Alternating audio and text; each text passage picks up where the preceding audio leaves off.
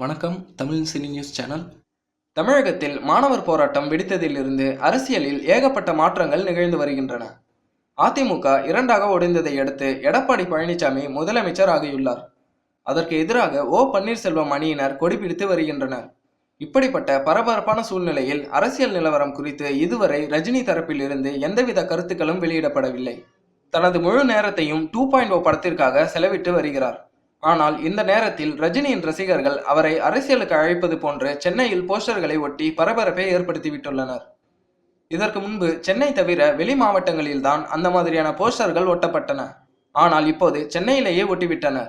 Next நீங்க CM ஆனா best என்ற வாசகத்துடன் பாஷா ரஜினி பாணியில் அவர் நடந்து வருவது போன்ற போஸ்டர்களை ஒட்டியுள்ளனர்.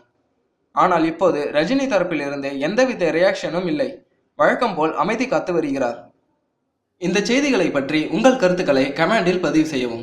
மேலும் இந்த சேனல் உங்களுக்கு பிடித்திருந்தால் சப்ஸ்கிரைப் செய்யவும். நன்றி.